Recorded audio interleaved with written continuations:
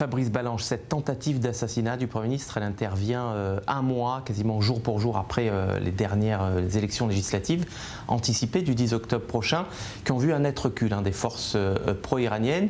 Est-ce qu'on peut penser que les auteurs de cette attaque qui a échoué sont ceux qui ont perdu dans les urnes ? Oui, c'est tout à fait probable. Moi, j'interprète ça comme un message en fait de l'Iran au Premier ministre. On ne sait pas s'il va être reconduit, mais en tout cas pour lui dire que l'Iran est toujours le maître du pays et qu'il n'est pas question de vouloir s'émanciper de la tutelle iranienne. On a déjà vu des tentatives de l'intimider. Au printemps dernier, les milices chiites ont envahi la zone verte, se sont approchés de sa résidence et il a dû faire donner les forces spéciales pour les faire reculer. Il a mis pendant 2 jours en prison le chef du Hajj Shaabi, il l'a libéré très rapidement évidemment, donc c'est dans ce cadre-là qu'il faut interpréter. Est-ce qu'il faut redouter un scénario à la libanaise, à savoir que quand les supplétifs de l'Iran perdent dans les urnes, eh bien ils s'en prennent directement à la tête de l'exécutif, comme ça avait été le cas avec Rafik al-Hariri? Oui, c'est un scénario qui est probable. Mais vous savez, quand vous dites que les forces iraniennes ont perdu, non, Moqtada Sadr n'est pas anti-iranien. Ouais. Les Hajj Shaabi et les partis qui sont liés aux milices chiites, effectivement, ont vu leur recul dans les urnes, mais il ne faut pas croire pour autant que Moqtada Sadr est anti-iranien et voudra s'émanciper de la tutelle de l'Iran. On a un combat, en fait, au sein de la communauté chiite, au sein des partis politiques chiites, pour l'appropriation des ressources du pays, c'est-à-dire essentiellement la rente pétrolière.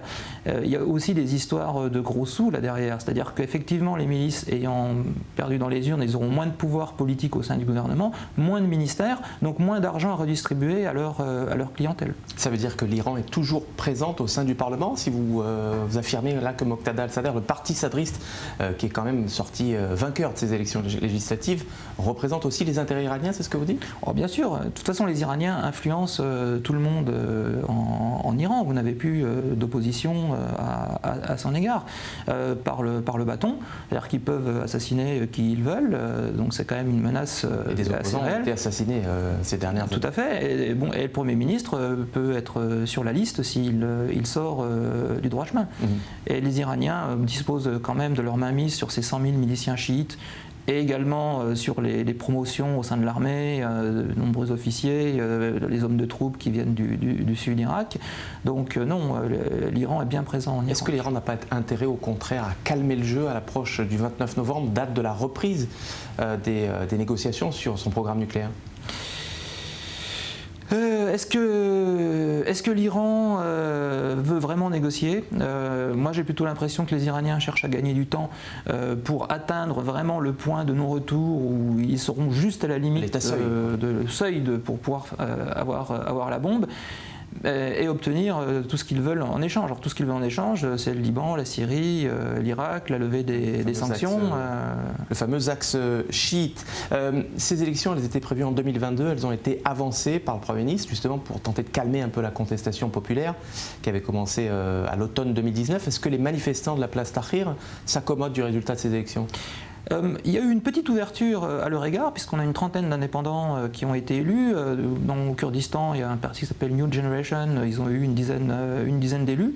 Donc, c'est moins de 10% des sièges. Mais je ne pense pas que les manifestants vont s'en accommoder. Les manifestations se sont tues parce qu'il y a eu la répression, des centaines de morts, parce qu'il y a eu également le Covid qui les a empêchés de manifester.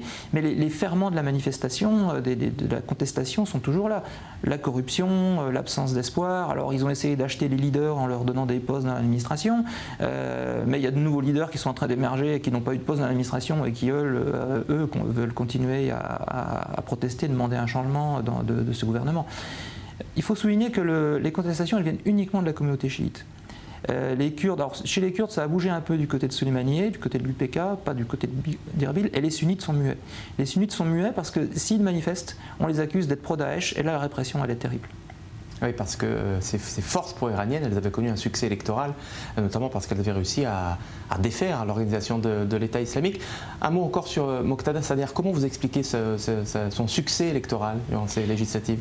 Moqtada Sadr a un excellent réseau social, politique, d'encadrement dans tout l'Irak, comparable à celui du Hezbollah. Donc il a une capacité de mobiliser sa clientèle qui est exceptionnelle. Sur les élections irakiennes, on n'a pas trop parlé, mais enfin on a annoncé plus de 40% de votants. Moi j'étais sur place, j'ai pas vu les bureaux envahis par les électeurs. Je me pose quand même beaucoup de questions sur la réalité de la participation et des chiffres tout de même. Quelle coalition est possible aujourd'hui ? Sadr al-Boussi, le chef du Parlement, qui côté sunnite est sorti vainqueur puisqu'il a eu une trentaine de sièges, et puis les Kurdes de Barzani qui eux aussi sont les grands vainqueurs puisqu'avec ils ont quand même une trentaine de sièges. Donc je pense qu'on va avoir ce trio qui va diriger la coalition. Après sur le choix du Premier ministre, il ne faut pas se leurrer, ça sera une négociation entre l'Iran et les États-Unis avec évidemment davantage de poids pour l'Iran.